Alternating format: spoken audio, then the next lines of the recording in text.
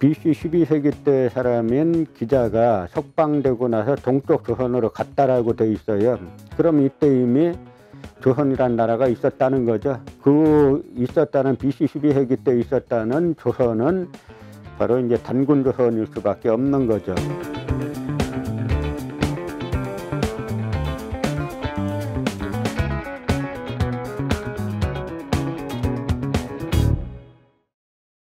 자, 이번 시간에는 우리가 기자조선이란 것에 대해서 한번 이제 생각해 보겠습니다.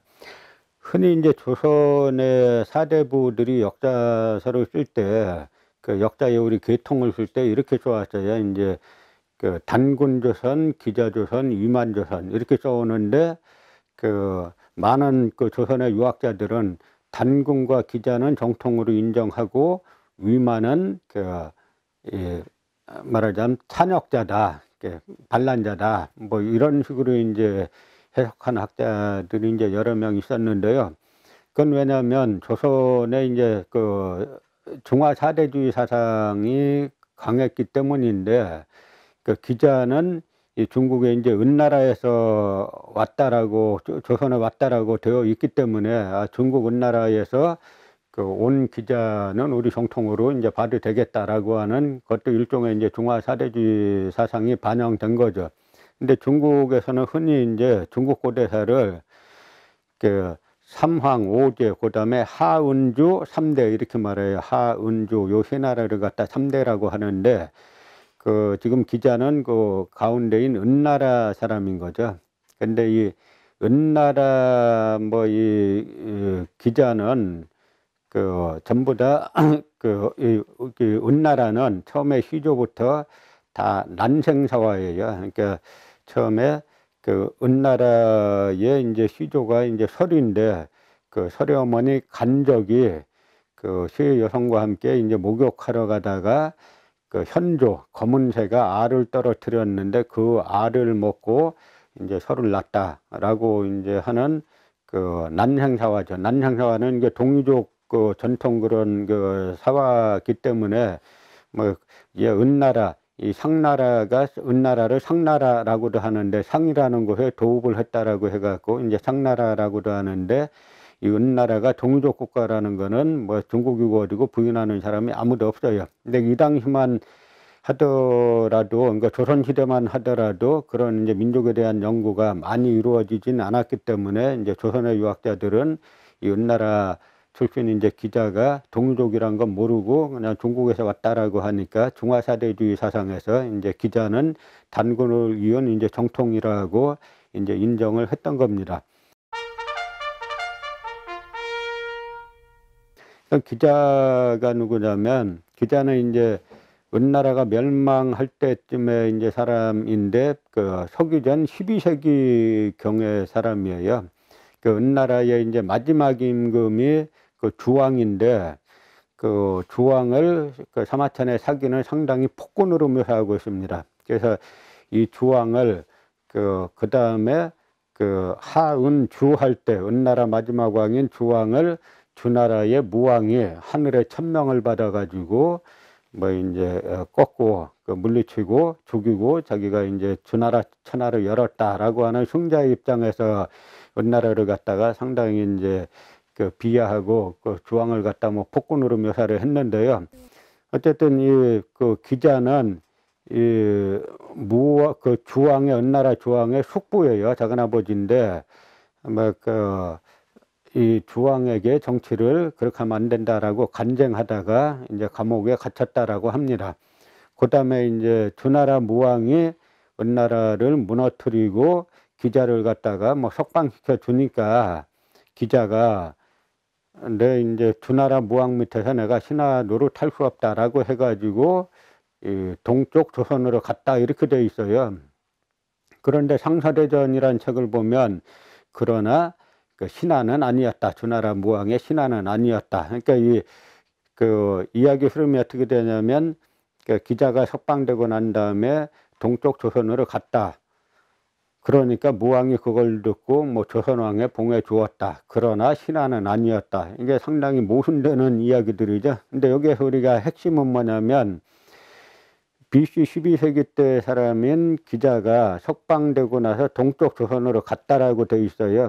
그럼 이때 이미 조선이란 나라가 있었다는 거죠. 그 있었다는 BC 12세기 때 있었다는 조선은 바로 이제 단군 조선일 수밖에 없는 거죠. 그러니까 이 단군 조선에 뭐 건국연대를 갖다가 남한의 이제 교과서에서는 뭐 10세기 이전에는 절대 고조선이 있을 수 없다라고 하는 것이 바로 중국의 이런 사료들에 의해서도 이미 다 이제 무너진다는 걸 알 수가 있게 되는 겁니다. 그래서 기자가 이제 동쪽 조선으로 왔는데 이 동쪽 조선이 어디냐 이걸 갖다가 이 평양으로 왔다라고 하는 그 사고방식이 언제부터 생기냐면 고려 중후기에 이제 유학자들이 사대주의 유학자들이 고려 사회에 많아지기 시작하면서 보니까 저 기자가 동쪽 조선으로 왔다는데 거기가 바로 이 평양 아니냐 이제 이런 사고를 하게 됩니다. 그래서 이제 구체적으로는 사료에 이제 기자가 우리 쪽 사료에는 이제 언제 등장하냐면 고려 이제 숙종 7년에 처음 나오는데 이게 서기 1107년이에요. 그러니까 12세기 초인데 이때 예부 그러니까 나라의 예의를 관장하는 예부에서 우리나라가 교화된 거는 기자 덕분인데 아직 우리는 기자의 사당을 세워가지고 국가에서 제사를 모시지 않고 있습니다. 그러니까 기자의 무덤을 찾고 사당을 세워가지고 기자를 갖다가 국가에서 제사를 모셔야 됩니다. 라고 이제 예부에서 12세기 초에 이제 고려 숙종에게 주청을 하죠. 그러니까 숙종이 윤호한다라고 해가지고 찾아봤죠. 근데 뭐 기자가 평양에 왔어야 무덤을 찾을 거 아니에요. 그 다음에 이제 흐지부지 됐다가 무덤이 없으니까 흐지부지 됐다가 그 다음에 한 120년쯤 지난 다음에 고려 충수광 때 그 고려 충수광 12년인데 1325년이죠. 이때 기록을 보면은 이게 14세기 초인데 이때 기록을 보면은 기자의 사당을 세워서 제사를 지냈다. 이제 이런 기록이 나와요. 이건 뭐냐면 기자 무덤을 찾다가 없으니까 가짜로 무덤을 만들어 놓고 그 가짜 무덤 앞에다가 이제 사당을 세워 가지고 이제 제사 지내기 시작했다는 걸 뜻하는 건데요. 그러더니 이때 사당을 세워 놓더니 그 다음에는 이제 조선 왕조 들어서면서 이제 위화도 해군의 논리 자체가 작은 것이 큰 걸 거역하면 안 된다라는 게 이제 첫 번째 논리였으니까 조선은 사대주의가 더 심해졌죠. 그러다 보니까 이 사대주의 유학자들이 평양에다가 처음에는 고려 유학자들이 사당을 세워놨고 그 다음에 고려와 조선을 이렇게 거치면서 궁전은 여기가 바로 기자가 정사를 보던 궁전이다라고 하는 기자궁을 세워놓고 그 다음에 기자가 와서 이제 정전제라는 이제 토지 제도를 시험했다라고 하는데 이 정전제 뭐냐면 사각형 안에다가 우물정자를 써보면 네모가 한 9개쯤 나오는데 그걸 갖다 8개는 한 집안이 나눠서 농사를 짓고 가운데 부분은 같이 농사져서 국가에 이제 세금으로 냈다라고 하는 그런 제도인데 기자가 바로 정전제를 평양에 시범 보인 곳이 여기다라고 하는 정전제를 만들어 놓고 그 다음에 우물도 만들어 놓고 이것이 기자가 마셨던 우물이다 이렇게 만들어 놨어요. 그리고 심지어는 조선조 때는 기자가 썼다는 지팡이를 갖다가 어디서 구해가지고는 평양감사가 이임할 때 새로 오는 후임자에게 이것이 기자가 썼던 지팡이입니다 라고 해가지고 주고받는 의식까지 치렀어요. 그러니까 이때는 이미 조선조 때 되면 기자로부터 2000한 6, 700년 지났을 때인데 기자가 썼던 나무가 살아있는 나무도 아니고 죽은 나무가 2600, 700년 동안 이렇게 전후된다는 것 때문에 말이 안 되는 거죠. 그러면서 또 뭐냐면 명나라 사신들이 오다가 이제 서울 가다가 평양에 들리는데 평양에 들리면 이 평양 감사나 이런 사람들이 여기가 기자 무덤이고 여기가 기자 궁이고 뭐 하니까 중국 명나라 사람들이야 굳이 여기에 자기네 중국에서 왔다는 기자의 무덤이나 뭐 이런 게 있다는데 거부할 이유가 없잖아요. 그래서 이제 그대로 이제 오히려 명나라 사람들이 평양에서 배워가지고 명나라 청나라에 돌아가서 아, 조선에 가 보니까 평양에 가 보니까 기자의 무덤이 있더라. 뭐 이런 식으로 그 거꾸로 만들어진 역사가 거꾸로 중국 쪽에 이제 전파가 된 거죠.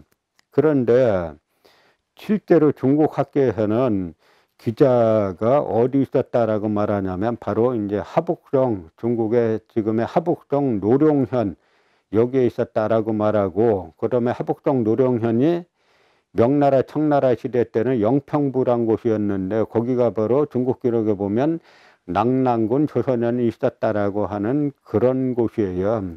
그러니까 이제 어쨌든 중국 학계에서 주장하는 것이 앞뒤 논리가 맞아 들어간다는 걸 이제 알 수가 있습니다. 그러니까 거기 하북성 노룡현이 그 기자가 있던 곳이고 그쪽에 바로 이제 낙랑군 조선현이 있었다. 이제 이런 식의 그 중국 학계에서는 논리적인 일관성은 가지고 있는 거죠.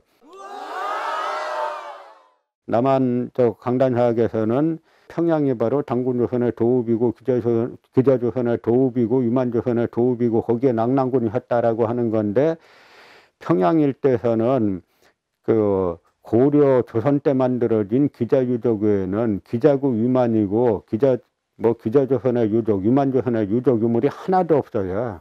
근데 그 어거지로 이제 일본인들이 조작해 놓은 걸 가지고 아직까지도 이제 그걸 이제 사실로 이제 믿고 있는 건데요. 그러다가 그 어떤 일이 있었냐면 그 중국에서는 옛날 그 중국의 주울레 수상이 그 북한에서 그 류지린을 단장으로 하는 중조 학술 조사단이 있었는데, 중국과 북한 학술 조사단이 있었는데, 그때 중국의 이제 주울레 수상이 그 조사단 앞에서 우리도 과거에 대국주의적인 그 역사 해석에 오류를 범했다. 그래서 기자가 평양에 있다는 등 이런 잘못된 이야기들을 했다라고 주울레 수상이 시인을 했어요. 그 북한에서는 이제 1959년에 그 후대에 만들어진 기자묘를 다 철폐해가지고 이제 지금은 존재하지 않습니다. 그러니까 우리가 기자는 또 그 평양에 무덤을 만들어 놨지만 사기의 주석을 보면은 사기 주석에는 두예가 말하기를 기자의 무덤은 양국 몽현에 있다 이렇게 말했는데, 그 두예란 사람은 그 3세기 초반 사람이에요. 근데 그 양국 몽현이 어디냐면 지금의 중국 이제 그 이 하남성 상구시라는 곳이 있는데, 그 상구라는 말을 상나라, 은나라를 상나라라고도 하지 않습니까? 그래서 바로 그 상이 바로 은나라에서 땄고, 그 구라는 언덕구자는 또 한자에 무슨 뜻이 있냐면 옛터정 그런 뜻이 있어요. 그러니까 상구라는 곳이 옛날 은나라의 수도 자리 중에 하나입니다. 그래서 거기에 그 상구가 바로 옛날에 그 이제 양국 몽현 자리인데 거기에 기자 무덤이 있다라고 했는데, 지금도 실제로 그 양국 몽현에 기자 무덤이 있어요. 제가 또 몇 번 두세 번 가 봤습니다. 그러니까 거기에 있는 그 무덤이 있는 걸 두고 그 평양에 있다라고 가짜 무덤을 만들어 놓고 그 제사 지내고 하다가 지금은 이제 그 철폐돼서 없어진 거죠. 그러니까 중요한 건 뭐냐면